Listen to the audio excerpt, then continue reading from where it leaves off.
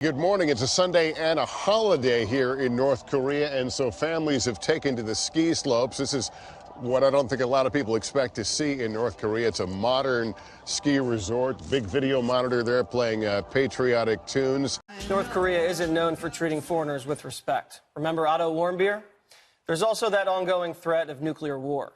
So it took a lot of people by surprise when they heard NBC's top anchor, Lester Holt, making a point to credit the country for its kind treatment during his recent visit. We arrived in North Korea on Saturday. We flew the North Korean state airline. It's about an hour-and-a-half flight from Beijing. We have been treated with respect here. We have been invited, and our guests of the Ministry of Foreign Affairs. We stayed in a guest house outside Pyongyang last night, and then made our way to this ski resort to get a look at a part of North Korea that most Americans don't see, and certainly a part they would like us to see. All right, Dana, do you think Lester Holt realizes he's handing the North Koreans a propaganda victory? Yeah, I do, because I've watched a couple of these reports, and in each report he does have a little bit of a caveat and a little bit of like we get the joke here. But I think that this video and these invitations are not meant for us.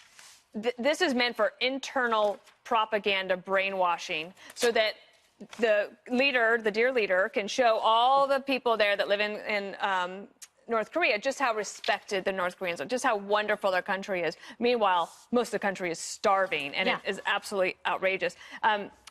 In the Weekly Standard, one of your favorites, Ethan Epstein I have the subscription now. Thanks to you. Yes, thank you. Ethan Epstein writes a piece today it's called 12 times the media offered a rare glimpse into North Korea in just the last several years. So obviously we are being used. If you were Lester, pretend you're Lester, Greg. I am. Would you accept the invitation, or would you say no way? I don't know. You know, imagine if Fox and Friends did a week of shows in North Korea. Cooking with Friends would be literal. Be like, hey, I reckon the casserole looks familiar.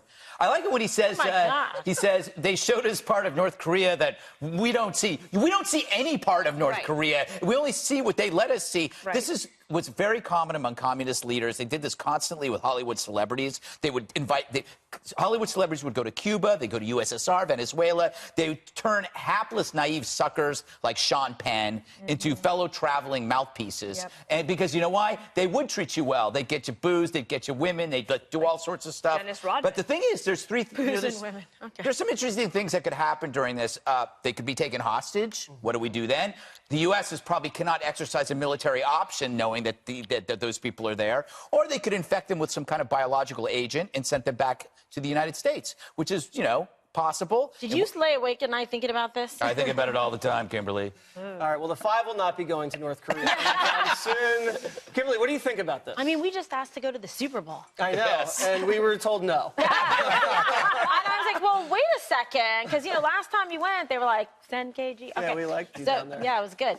Look, so Lester Holt has an opportunity to go there. I get it as a journalist. I don't begrudge him the opportunity, but nevertheless, I think some of the criticism, you know, is fair. And when you actually look at the facts, the circumstances, the evidence, the intel coming out of North Korea, you see it is a barbaric regime where people are being starved. His army is starving. They're now being told to steal food from starving farmers. He is on a charm campaign offensive for the Olympics to try to prove that there's something other than what they are. And that's why he's sending dancers and this and that over to the Olympics to see. So let not your mind be fooled. Right, and part of the charm offensive, they're having the North Korean athletes train with South Korean athletes. And I think the dear leader spent about $35 million on this fancy ski resort. So it's all part of the propaganda. Yeah, absolutely. And the key political point is here, you will have 22 North Korean athletes marching with the South Korean delegation into the Olympics.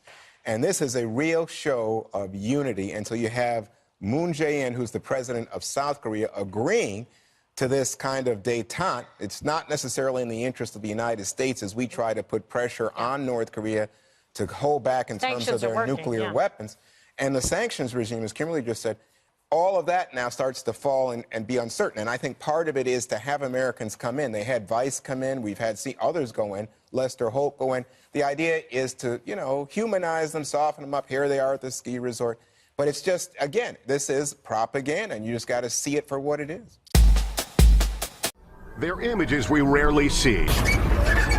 A look inside the secretive world of North Korea.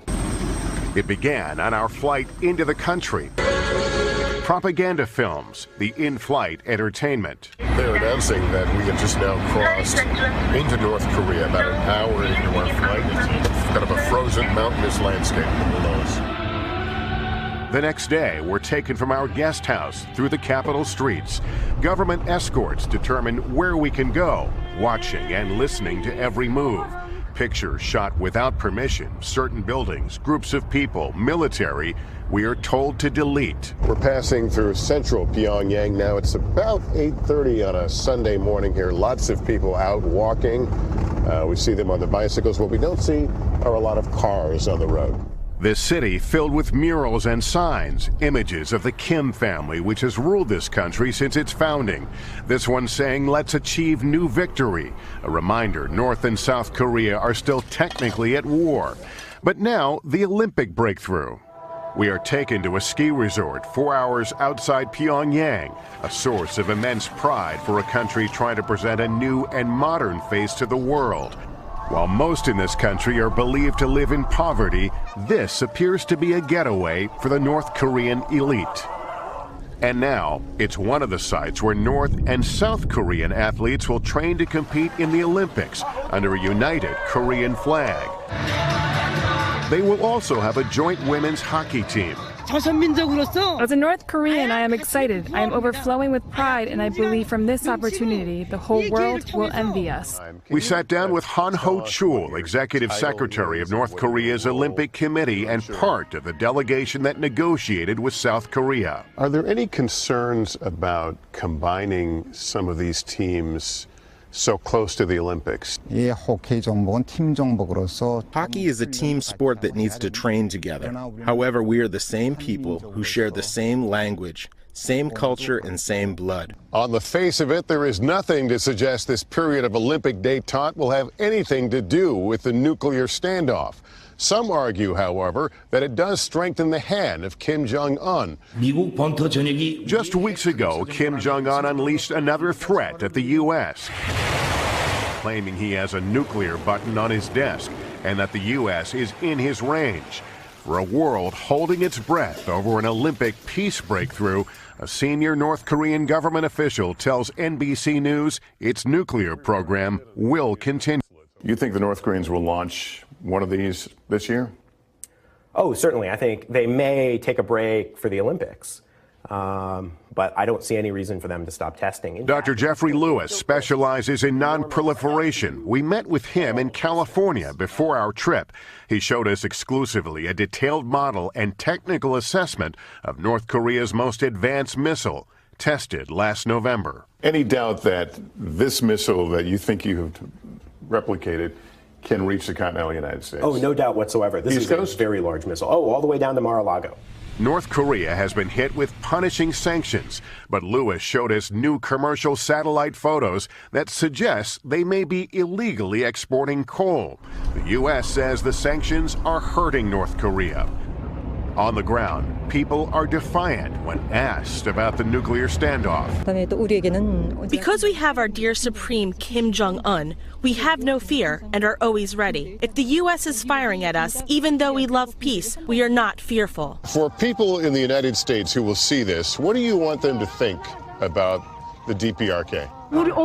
Even though those people are sanctioning us to make our life hard, we will still pull together to make our country strong. We are not the people the Americans think we are.